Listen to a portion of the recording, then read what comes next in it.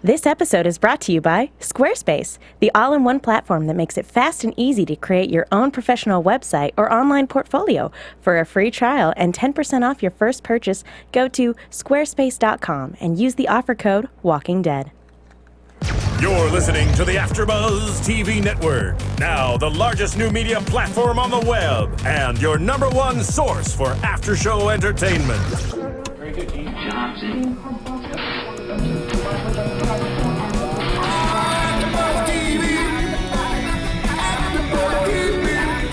From the AFTERBUZZ Studios in Los Angeles, California, presented by Maria Menounos and streaming live thanks to Akamai Technologies, this is AFTERBUZZ TV's The Walking Dead After Show. We'll break down tonight's episode and get you all the latest news and gossip.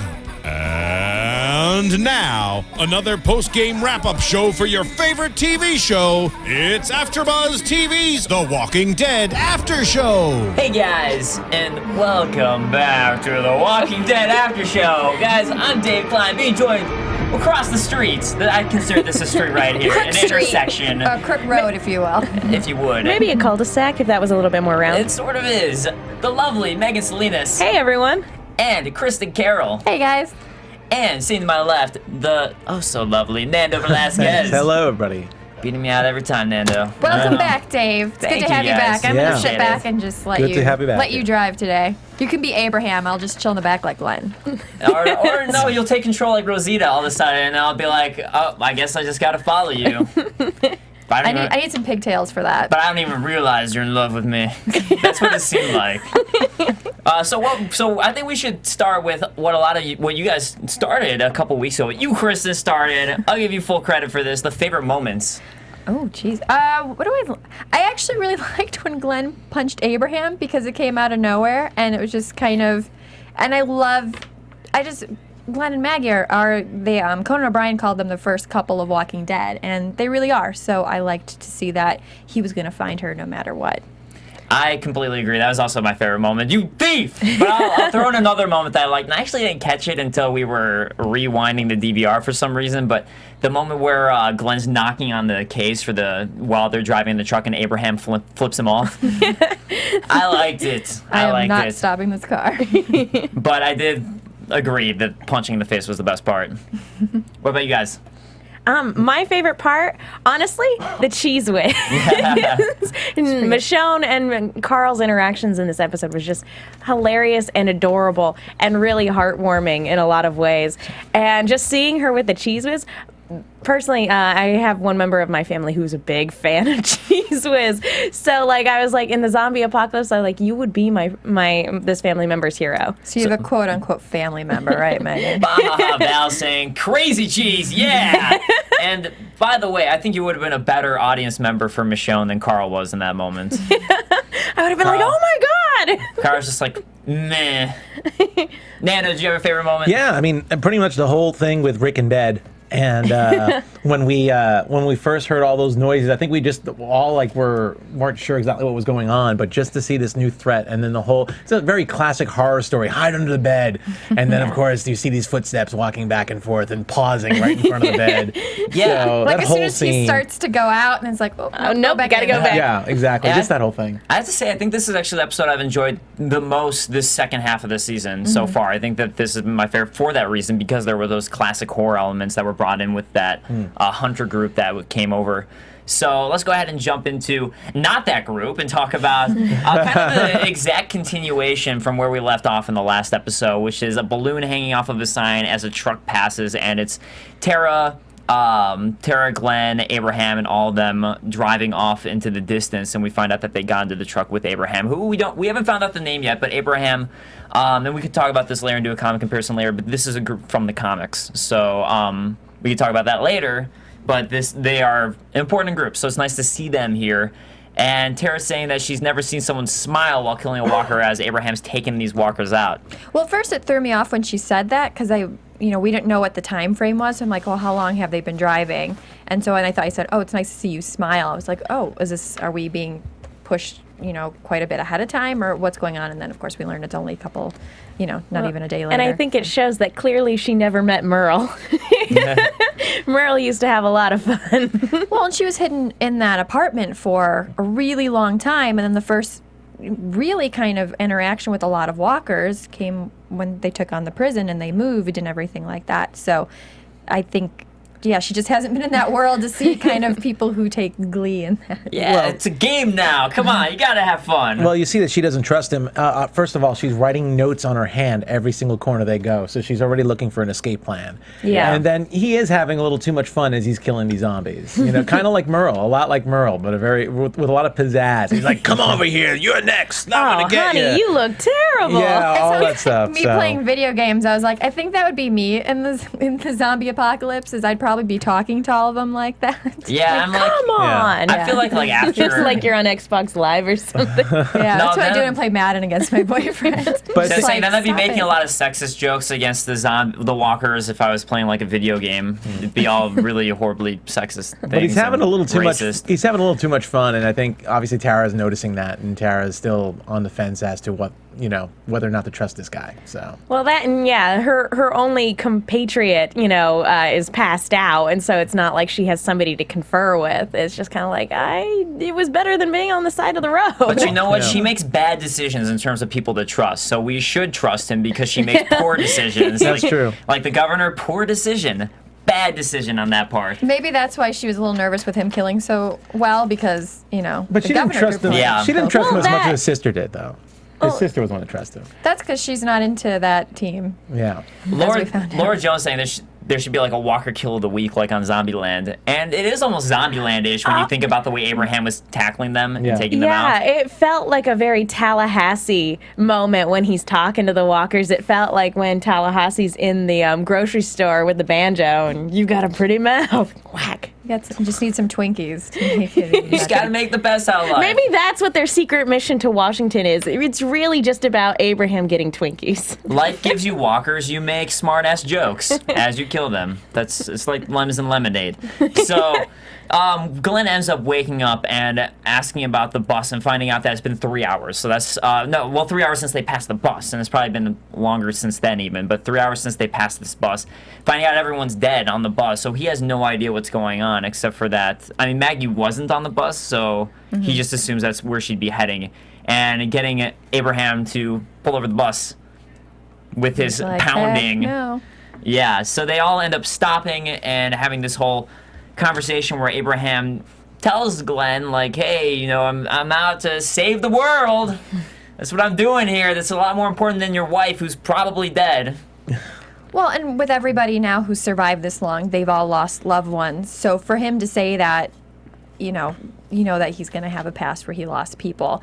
And so now this is his mission. And being Sergeant, Abraham Ford, he's definitely going to, when he has a mission, he's going to do it. He's protecting this guy, Dr. Eugene, and that's what he set out to do. I thought it was actually very much like, I think him and Sasha will get along very well when I'm assuming eventually they'll all meet. Yeah. Because she had the same kind of outlook. Well, again, I find it interesting, though, that Tara was questioning him. Because she said, we know why Eugene's going to Washington, and Rosita's going to follow you anywhere. So why are you going to Washington? Again, she doesn't trust him. And I think that was an interesting point. Yeah, I get the whole serviceman, and he's on a mission, and I guess that this is his quest. This is his Don Quixote quest. But I think Tara's kind of insinuating there's something more to it, too. Yeah. Well,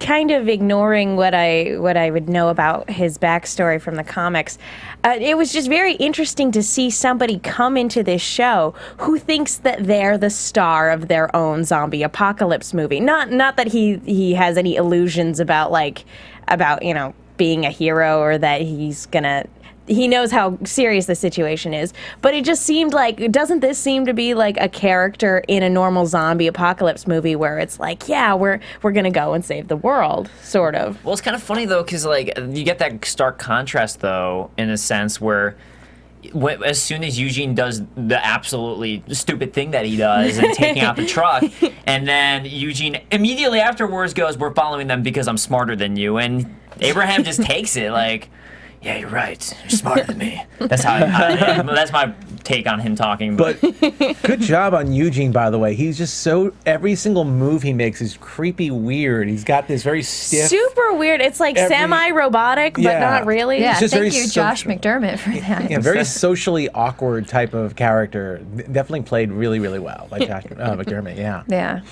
Yeah. It's just funny too, because it's like you think about how. I mean, in the comics, you can't quite get his emotions and how he's acting, and it's even more clear how awkward he is here. And it's just like, why do people trust him? I just don't. I don't get it. And that's not spoiling anything. I mean, the moment you meet him in the comics too, you're just like, I don't get why people are listening to him. Especially because he's just like, that's classified. And it's like, well, if nobody on the other end, in Washington is picking up the... Well, they were. So that's probably another reason why Abraham is okay with him leading, because who knows what he's heard him saying, or what the people on the other end are. I mean, maybe he's suspicious, or because he is somehow involved in the military, maybe there's certain codes and stuff that he recognized that he's like, oh, well, that's something I don't have clearance for at my level, and he's involved in the government some But way. it's still interesting that Abraham seems to care more about the quest than Eugene at this point. Eugene's just kind of like, well, let's just go back. He kind of just wants to hang. Actually, it's funny because Abraham's the one that says we need to stick together. This is the plan. It's to save save everybody. And then when Glenn and Tara go off and Rosita follows, Eugene's like, yeah, let's just go with them. Yeah. Seems like he wants to be with the group more than Abraham. Although at this he point. does make a good point, which is we can go back and find a car, and we know it's safe that way. So that actually is a good point. But Baha Val saying, nice going, Eugene. And Laura Jo Fail. saying, just because the doctor apparently knows what caused the whole thing doesn't necessarily mean he knows what the cure is, which is also true, as we already know from the first season when they were at the CDC. The CDC. But we do have the whole thing that caused that too, which had a lot of great Walker moments. And our favorite moment, which is where Abraham really trying to convince Glenn, and when Glenn dropped his bags, did any of you think, because I mean, TV show is totally different at this point than the comics, did any of you think like, well, maybe Glenn is just going to go with them and maybe they'll meet up later? No, I didn't think he was going to punch him in the face, but I didn't think he was just going to pick up and go with them. When he dropped the bags? I thought maybe he was thinking about it. I don't think now, knowing that he punched him in the face, I don't think he was thinking about it at all. Yeah. I think he was just thinking about, how can I punch this guy? He's pretty big. I'm kind of tiny. I think when he dropped the bag, it was kind of a moment of surrender. It seemed like a moment of surrender for him. Like I could expect then when him he going on turned his around- knees, so that's why there was a big shock. But just going toe to toe with Abraham, that's something I would not expect from seeing. Not only going toe to toe, but actually knocking him down. Yeah, The guy is built like a fridge. How do you just knock him down? Yeah, but the side of his face, clock him good, that doesn't mean he's got muscles on his face. Well, it was a cold cock, so yeah, he surprised them. That moment definitely reminded me, we were talking about 300 earlier, but when King Leonidas, I put it down and you think he's maybe going to surrender, but I had to do it so I could, get my aim and everything like that. And I feel like that's more what Glenn was doing after all. But I did It's like, think I'm not going to maybe be able he to was knock this considering guy it. down if I've got my backpack. No. Exactly. I mean, that's just weight that he doesn't need to carry his punch through. Yep. Smart thinking there. So yeah, as you were saying, we get the moment then later where they all group together and they end up walking back with Glenn on his quest. And this is actually very much the same thing we saw with Maggie too, where Maggie's determined to find Glenn, and you just see Bob and Sasha just conceding to go with him, and this is the exact same thing where Glenn is absolutely determined, and he ends up coming across as the alpha character in this situation. So that's why they're such a badass couple. They're both alpha characters now. Yeah. At this point. So we also get the thing that apparently Tara calling out that Rosita's in love with Abraham, where at the moment you don't really see any of that. It's just this is more of a tell not show thing. in that Girls can moment. just sense it. Well, that was really funny, too, because I was like, wait, what? Is she in love with him? I didn't know. I think like Megan's like immediately called out like Abraham's like, what? She is? And that would have been great. She loves me? What? It's like, I wish I'd known this whole time. This changes everything. It's so hard because reading the comics too, I have this idea, and I'm sure you guys do as well, and anybody who's read the comics, of what everybody, especially now that they've made it more comic central, like what's going to happen. So I was even, listening for all the names of the guys in the house where I'm like, okay, are these the hunters or are these not? But Yeah, I really hope Sorry, we that can group get to that comes later, in. I but- really hope. Anyways. So let's go ahead and talk about the house then, and we'll start with what we came to, which is Michonne, or what we started with, which is Michonne giving Carl breakfast, and Carl kind of joking about the milk and baby formula and not And talking soon, about too soon. soy milk and everything. Yeah, but too soon, Carl. He hasn't learned humor because he's not around people that much for that. But Rick happy because he finally hears Carl laughing for the first time and telling Michonne that basically he can't be a best friend and a father, so it's nice for her to be able to play the role of best friend for him because he needs to stick to that father role. I think it's healthy for her too. Even the fact that now she's opening up, and as we saw in the first episode of this second half, even starting to recognize her past life. Yeah. A lot more. And she's confided in Carl things that she hasn't told anybody since the zombie apocalypse happened. Like, she's told nobody about her son. She's told nobody about, anything about where she's been. I was pretty so, yeah. surprised when she just opened up all of a sudden about it, and I guess it has to do with her being alone again. She's probably just so happy to finally have a family again, because now this feels like family to her. Well, and she kind of turned it into a game, too. Yeah. In a very interesting way. It'd be funny if she's like, I win. And that's where Carl learned it from in the first one. Well, she was trying to get him to not talk too much, so that's why they were just taking their time and maybe he'd forget about it. It's the same thing as the quiet game. Yeah, but what I loved about both these characters is from her sharing, she got to admit, I lost someone too. They both lost a child. Although we know that Judith's still alive, but as far as Carl's concerned, they've both lost an infant. So Unless it was a really Lizzie good bonding strangled her over the break. Jeez. Comes back. Ugh. Not yet. Or maybe they're all in yet. sanctuary, and that's no good. Yeah. They're all on the phone. They're all on the other line of the phone, okay? No.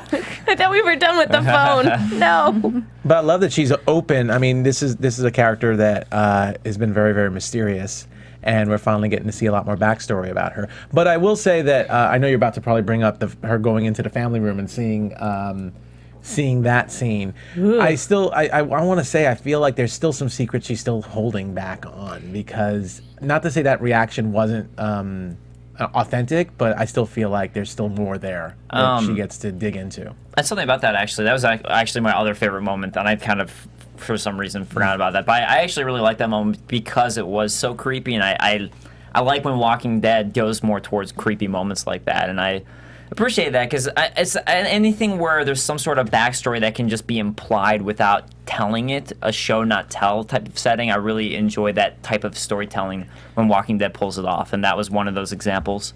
Well, I think to Nando's point that we don't know about is how her lover, we don't know if she was married to him or not still, and his friend, like, we know they end up eventually being the walkers that she keeps around, but somehow something happened at the camp or the area that they were at, and then she kept him that way. So we still don't know that part of it, and that could be gruesome and something that maybe that room reminded her of, where it was almost a mercy kill for her. And that was that whole weird thing for from her the dream kids. sequence from a couple of weeks ago, too. There was that little interesting thing in between where they seemed to be conflicted. Yeah, like all of a sudden, they were all in nice clothes, and then they were in raggedy clothes, and then all of a sudden they had no arms, and we didn't see, obviously, because it was a dream, how that all became, and maybe that's something that a dark part of her past that we don't know about. Right. And I kind of remember, I can't remember what it was, but I do remember saying something later that episode about how they didn't see her as powerful or something. So I wonder, there's a lot more there, I think, to get into that I'm sure we'll hear a little bit about. Yeah. So I totally agree with all those statements. But yeah, so the other thing too that we saw was this poster then that Carl had given her, the painting, as she's looking at the dog paintings. Also called back to the cat poster that she enjoyed. No, it was a little cat sculpture Or the that cat she sculpture, stole. right? Yeah. So actually, really similar to that. But then the creepy painting that she found, which also led up to that, and I was kind of thinking it still wasn't particularly explained to me, and that's kind of one of those things where you have to think about it. But another show not tell thing where it's like, well, who was the person in that family who did go crazy? And it's probably the person who killed everybody, but just that drawn down lines with all the blood on that face, and that's one of those I don't know. Again, it was just a moment that I particularly that liked. whole sequence was really, really good at building the atmosphere and like kind of adding to the sense of dread because she goes into, first the bathroom and then the child's room and then the adjoining child's room, which is all in pink, and that's where Yeah, it said everybody something is. like Shmei is sleeping on the door, and it's like, oh, don't open that. And I was expecting there to be a live walker, like it would have been like some of the other houses that we've seen, and that there's kind of like a sign saying, don't open dead inside, and that's what this painting was.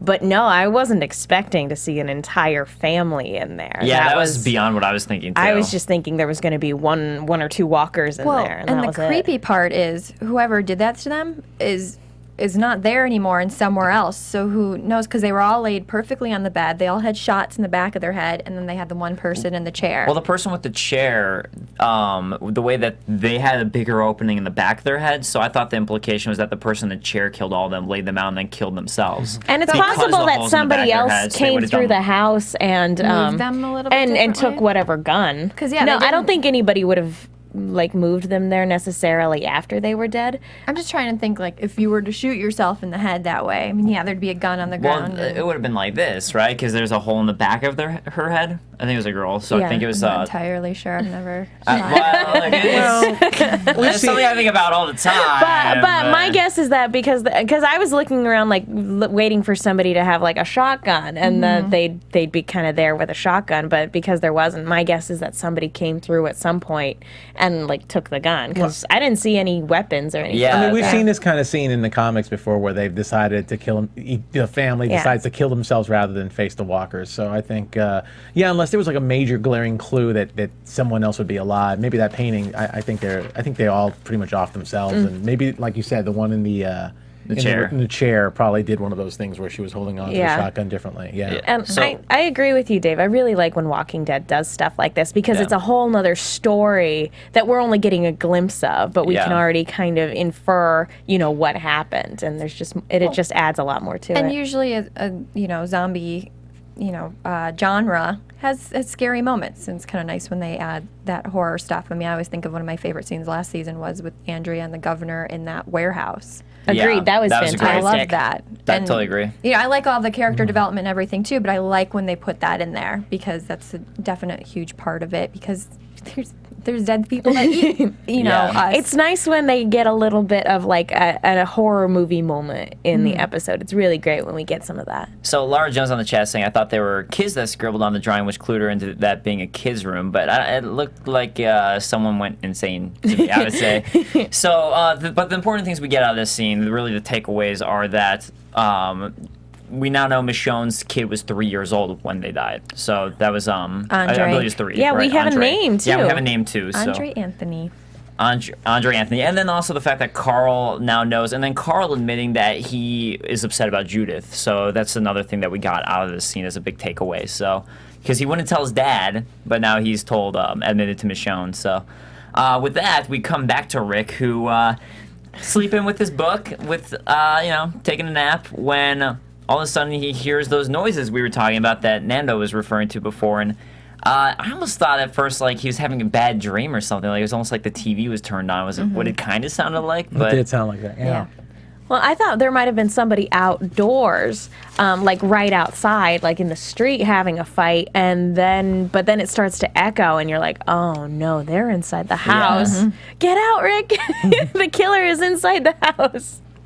Yeah, So- they took somebody apart downstairs somehow. So which weird. I mean, this whole group dynamic was weird to me too, because then Rick gets under the bed, and another classic horror moment hiding underneath the bed. But when the two hunters started fighting each other, one of them, Well, I whose don't know name if was Len. we should call them that yet because they don't have the same name as the Yeah. ones in the comics. Well, I was saying hunters because that's what the subtitles was referring to, is Hunter 1, Hunter 2, No, it was Hunter 3. Man just said 1. man. Oh, did Man it? 1, Yeah. Man 2. Oh. And we were all just going, are these the hunters? And we never really got an answer. So. Oh, my bad. I thought, for some reason, it said hunters, but Man 1, Man 2. Call this the man No, group. The man group. So the man group. Such boys. Oh my gosh. Well, I mean, Notice there were no girls in that group.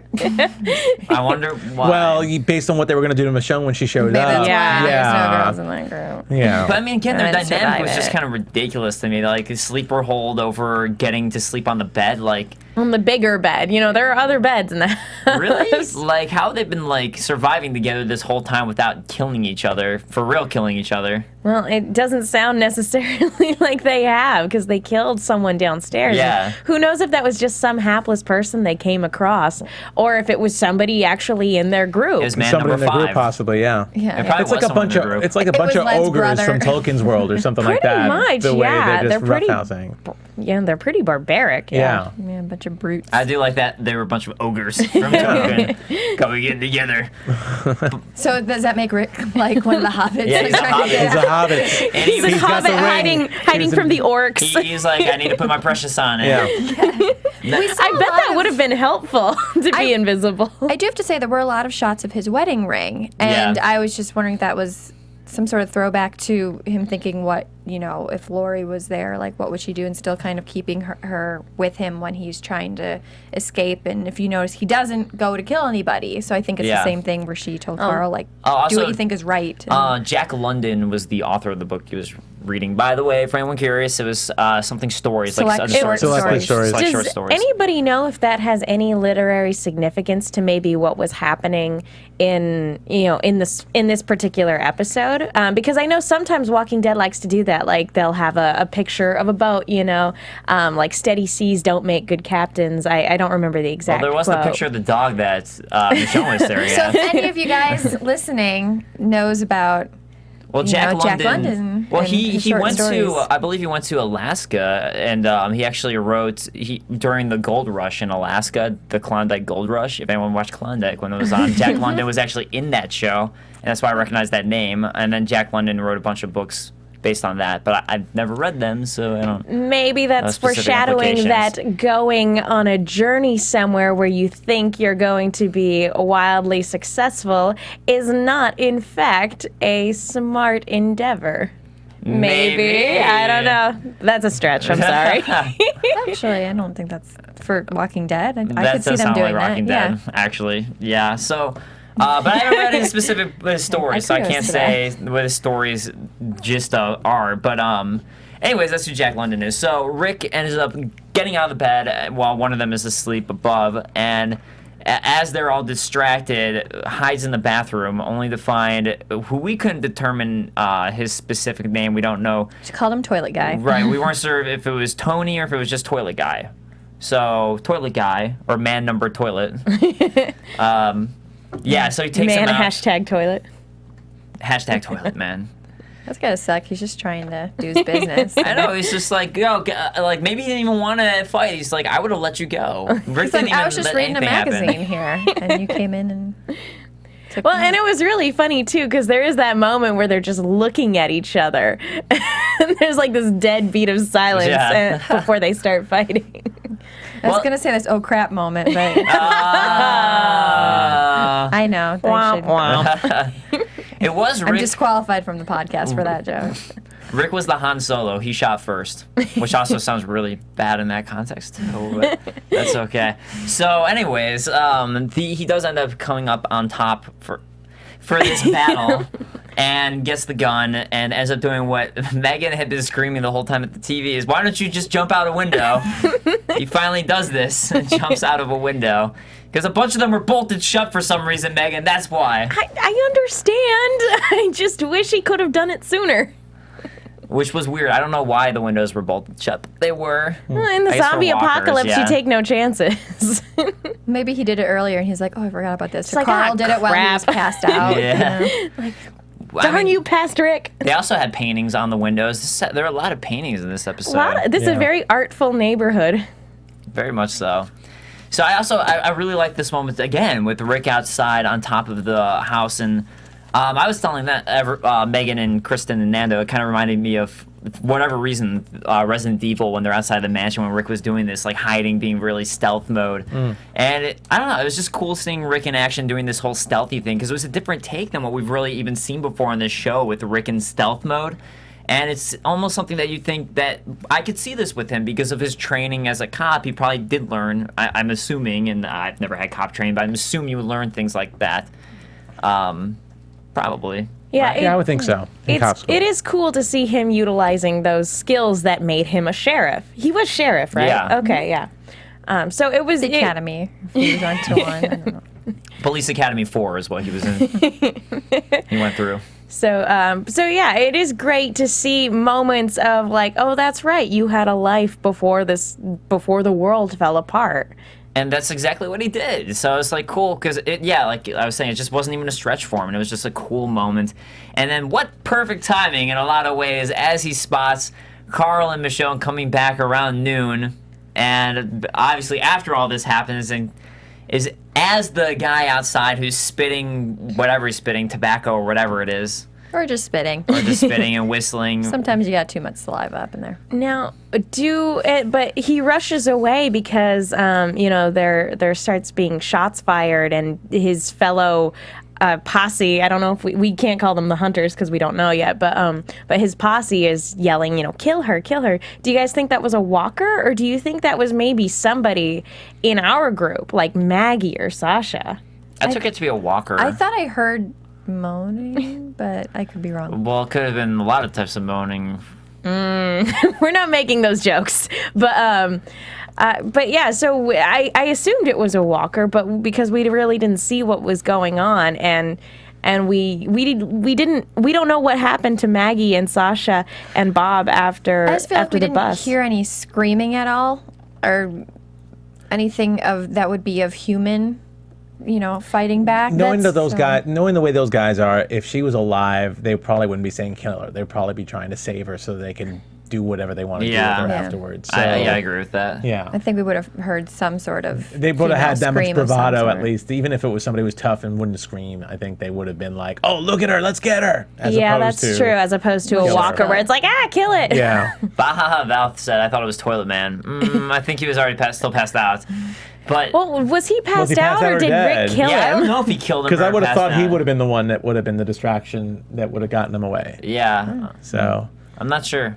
But yeah, so regardless, I agree. I think it was probably a walker because of Nando. Nando has a great point. But as that distraction happens, he's able to shoo away both Michonne and Carl and run off with them with a newfound gun too. So now he has an extra assault And a rifle. jacket. Michonne got a new shirt. Rick has a jacket. And she looks so I liked his snazzy, old- by the way. I liked his old shirt before. I don't know. That's downgrade. I liked his old ripped up shirt. That's how you show you've been through things. When you're missing a sleeve and like the rest of it is just holes told. in the middle and bottom half. I like that. I think that's the look to go with during a zombie-apocalypse. It's the only look. So with that said, that kind of wrapped up this episode and everything that we got out of that. So let's go ahead and slide over to Megan. Kristin. We definitely want to talk about Squarespace, and this episode is brought to you by Squarespace.com, and it's an all-in-one platform that makes it fast and easy to create your own professional website or online portfolio, as Megan said earlier. Free trial, and it's 10% off your first purchase if you do the offer code, which is Walking Dead. Perfect, easy to remember. Very easy code. It's very cool because Squarespace sounds like the kind of company that definitely is going to walk you through doing your own website and creating it with 24-hour support as well. So, Yeah, guys. Have you guys ever made a website before? Yes, I have actually. I make multiple websites, so I'm definitely checking out Squarespace. So if you do, make sure to check out Squarespace, as they will help you out a lot. And also, it helps support us in what we do. So make sure you use Walking Dead code. And as we said, it's a free trial anyway, so why not? Especially if you need to make a website. Because nowadays, everybody has to have a website because you got to show off your shining personality. it's the new business card. exactly. There you go. Just give your website. And speaking of free, we all do this for free. So thank you guys for all the comments. And it seems like you guys really love Sonequa as much as we did because she was awesome. And Dave, I'm sorry. She said hello. I'm like, Dave's not here and he wanted to be. I was on a She was really plane. great to have on. We had some really great interactions on YouTube. I tried to answer as many as possible. We had a new Megan who's been filling in, who seems like a regular now. Eric Barron said, "Love this AfterBuzz, Megan. You are amazing. Keep up the Aw. amazing work." Thank you. Sam Lape, Lape. I still don't think that Carol killed those people. I think she is covering for the psycho kid who kills bunnies. And Honestly, that's a lot more plausible now. Well, the only thing that I think is that I think she's an accomplice at the very least, because there's no way I think that Lizzie could have dragged both of those people out and even thought to have also burned them. Yeah. So maybe she was trying to kill them and Carol came in, but I tend to still think it's I Carol. still think but- Carol's reaction too, the way she reacted was a very guilty reaction, which she didn't even know someone was watching her. She was just very upset in a guilty sort of way. Yeah, that's very true. Although Lizzie's a creep. Super creepy. Ugh. And Sciamni, Sciamni. thank you. They put, this interview makes me care about Sasha 100 times more now. We had a lot of people who just loved her so much and was just like, I liked her character, but man, this person is awesome. So we want to thank you again, Sadiqa, if she's watching, for coming in, and we hope to, maybe have her back later. TR Canib, C-A-N-B, if I hope I'm saying that right, because I've been interacting with them a lot on YouTube. The title of this episode should have been 3 Bunnies and a Baby. Oh.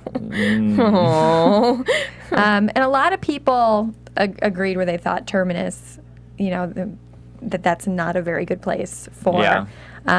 Doesn't sound like it. And I want to thank all of our iTunes people as well as YouTube, because there's so many people on YouTube. So just shout out to everybody on there. iTunes, if you guys go on there and slap us with a 5-star rating, that would be the best, because then our bosses know that we're doing a great job and we can keep doing this for you, like I said, for free. And of course, any comments that are positive or negative, we like to hear from you guys so that we can keep improving as well. A couple of them, awesome 5 stars from Just Joey O. Love the show. Simple, short.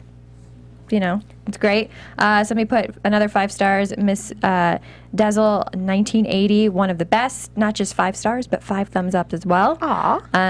Which was really great, and wrote a few more other things. A couple other ones. Quality podcasts. Mike Sandora. I listen most weeks and really enjoy it. And somebody even put 4 stars. Better than Talking Dead. Yeah. Tiana Nicole. Great show that complements The Walking Dead well. I love that Dariel points out ABD, another brother down. So shout out to Dariel, who couldn't make it tonight. This is Dariel next to me, Megan Salinas.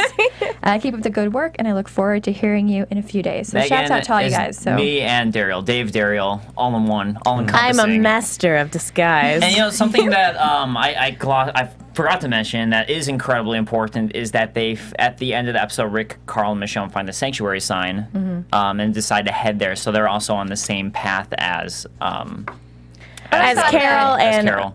Tyrese. So Rick and Carol meeting up, awkward. super awkward. I think at least baby Judith is there to kind of smooth that whole thing things over. over. But it's Peace like, offering. Carol, but she has my baby, so maybe I should be nice to her. And actually, I'm kind of Well, and Tyrese appreciates what Nice. she's doing right now, so it's kind of just also that'll be interesting when they all meet up and see how, if it comes out what Carol did and how Tyrese will handle it. Because right now he's super happy because she's helping him manage 2 kids. Well, and she knew immediately kids, when yeah. he came up oh yeah, and 3 hugged kids, her. right? Yeah, she's got psycho child and scaredy cat. Yeah, kids are hard enough. Handling a psychopath that is a whole nother ball of wax. But yeah, so they're all heading to Terminus, and that The sounds right place to head to. Yeah. No. I mean, But hey, at least they're all heading the same place so they can meet up again. I hope they all meet up again soon, because it's great to see them all doing their own thing, but they're also always feeling alone, and they have no idea what happened to everybody. So well, and next episode is episode 4 of the second half. So as I said, I think 2 podcasts ago, is that Gail Ann Hurd said to keep an eye out for episode 4, because that's when stuff goes down usually, ish, as we said last week. Yeah. Yeah. ish midway happens. point. But, So, well, and I wonder if it's not. Well, we can talk about predictions in a minute, but we saw the previews was something. It well, yeah, looks let's more go ahead like and a talk about- Or Daryl. did you want to do comics? well, I was gonna say let's do comics, I guess, and then we'll go predictions. So comic comparisons. Close off your earphones for those of you guys who don't want to listen for time next. it. We're gonna time it for. Spoiler alert! Yeah, 3 minutes. We're not going to do any spoilers, but it will just be comic comparisons, so we can really at least, I don't know how much you guys did last week, but talk about Abraham a little bit more this time, because we actually got to really meet his character in the whole group. Well, I think the thing we didn't know is if he had to do with Terminus or what he was there for with the other 2. So I think the thing that we see is it matches the comic book right now completely, where Abraham, Rosita, and Eugene are on a mission based on Eugene knowing the answer, knowing what it is that caused Which this. is classified. And classified, no other information. The only difference is that in the comics, Rick is the one who meets up with them, or actually the whole group through Rick. And Rick's the one who really deals with Abraham. And also, Abraham more or less becomes kind of like his number 2. Yeah. From that. Eventually. First, they kind of hate each other until there's a... In the very beginning, Yeah. once they do, but he kind of fills in the spot from another person who passed away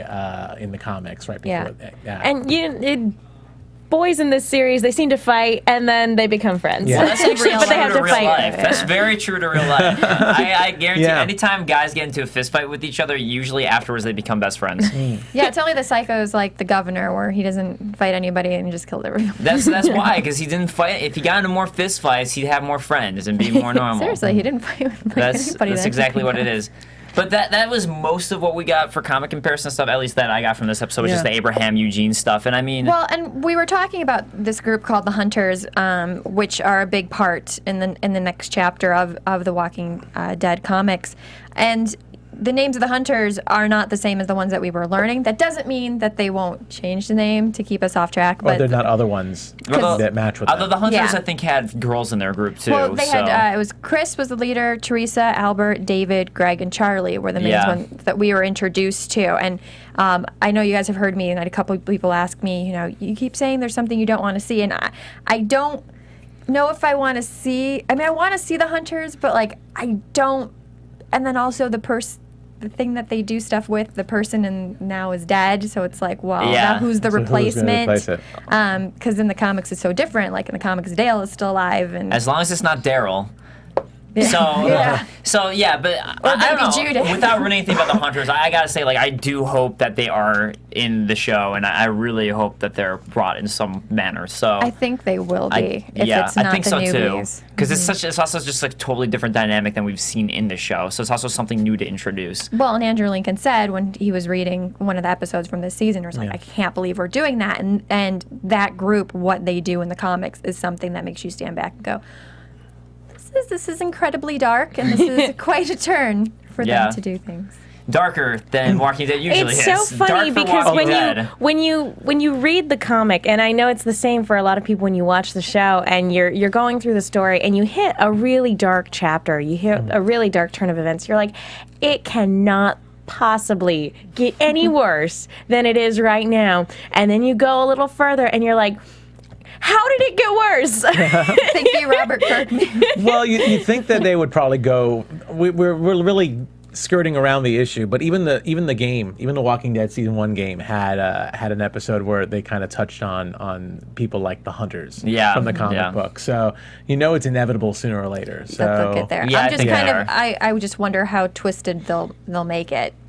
I hope it's super twisted. Because I'm twisted. I thought they maybe do Bob would sometimes be nerf stuff from the comics because there's certain things from the comics that they'll tend to There's that one scene from the highlight, prison that but I wish they did. Oh yeah, they'll I'm glad tone they took down. that one out. I gotta say, the prison thing they took out, I was okay with that one being taken out. I was just more curious to see how they would do it if they did it, but not that I wanted to see it. There were a few things in the prison that I was, they kind of did without. I mean, just even Carol's persona in general. Yeah. Yeah. And are you talking about one of the inmates? Yes. Yes. Okay. Yeah, White that collar. was surprising. One thing that's nice to me is there's a thing that Maggie does around this time in the comics that I really hope doesn't happen. So for those of you who read the comics, you probably know what I'm talking about. I'm not going to spoil anything in case it doesn't happen. So I'm just saying I hope they don't go that route with Maggie. I think as long as 'Cause I she love and Maggie. I think as long as she and Glenn come back together, I don't think that's anything that will be happening anytime soon, unless something even more terrible happens. Which this is The Walking Dead. Yes, that's The Walking Dead. But Well, and we saw,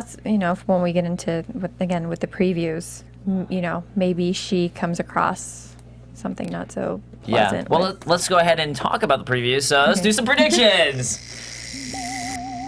And hopefully now, with these your creepy AfterBuzz lights, TV. people who are watching and tuned out for a moment know to tune know back that they can in. come back in for Come it. back. You can come back. I'm trying to do big motions for I'm people. incredibly nervous for Beth, given the previews, and Yeah. maybe that'll also, does Maggie? We don't know if Maggie, she's looking for Glenn, but does she just think Beth is just gone? And that's another thing too. And if, we saw in the last episode where Beth was writing back again in her journal and stuff, and how at the very end it said something like, if this doesn't work, I don't know, how I can go on. Yeah. And it doesn't seem to be working too well. Yeah, the preview was basically just Beth and Daryl centric. And with your comment about The fourth episode thing. about the fourth episode, that doesn't bode well for poor Beth, especially with her saying, without hope, what's the point in living? What's the point in going on? So if somebody who's desperate to keep hope alive in this group, if she ends up dying in this next episode, like that doesn't say well for the spirit of optimism for this group. That also makes me wonder if maybe that thing I was worried about for Maggie, if it'll end up being Beth in the show who takes that route. Yeah. Which I'm not going to say, but I kind of agree with both of you that I think it looks like things aren't boding well for Beth, especially from the previews and just in general. I mean, we know in this show people have to go, and it seems like it could be Beth who's next. Mm-hmm. Yeah, I guess I echo all that. I'm not sure if I don't know. Just based on the previews, I don't know if episode 4 is really going to be as big. Maybe we're hyping it up because it looked a little quiet. But I mean, either way, I'm just saying. But I will say. I'm really looking forward to seeing more Abraham. I was almost more bummed. I was almost more bummed that we didn't see anything else on that. So that's really the group I want to see: Abraham and creepy Eugene. So we'll see what happens. How many there. episodes do you guys think it'll take before we get to Sanctuary? I think it'll be at the end of this season. I think it'll be like they come across the sanctuary, and because this is going to be the halfway point next week. So I think we still have to kind of go back and forth between some of the groups before they actually get there, because who knows how long that walk was. Yeah. Do you think maybe we'll get there like second to last episode, and then we'll see what's happening in Sanctuary as the season finale? Possibly, kind of like how they've done. What was the other? They did that in another end of the season where it was like season 1 CDC. Like they were kind of looking for the CDC, and they finally got it. They finally got it, and then it blew up, and and then it was kind of like, oh, okay, like that's over now. Yeah, moving on.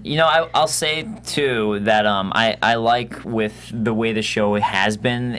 Now that they're all split up, they don't feel as powerful anymore, and to me that brings a more fun dynamic to the show where now all of a sudden you can be worried about them. They don't feel all powerful. And I like this half of the season. I think that this half is going to be a more entertaining half than the first half, because now there really do seem to be stakes this season. It seems like, outside the governor thing, it seems like every group is vulnerable and can have something happen to them. Mm-hmm. So with that said, let's go ahead and wrap this thing up. So once again, guys, thank you so much for joining us on this week's Walking Dead. So sorry I missed the past 2 weeks. I was rocking in Hawaii, Dead Island style.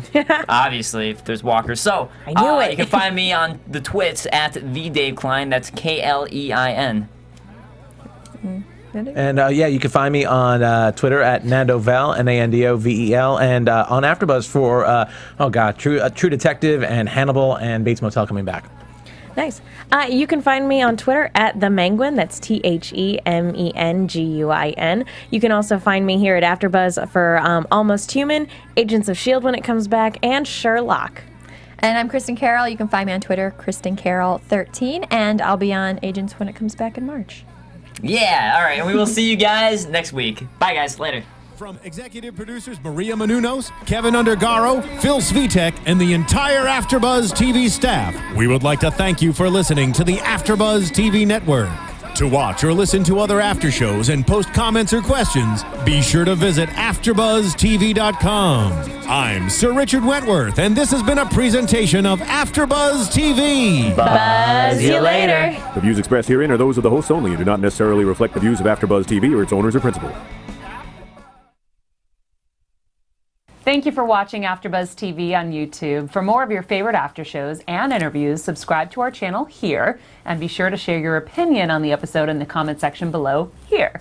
We'd love to see what you guys are buzzing about. Thanks again. Buzz you later.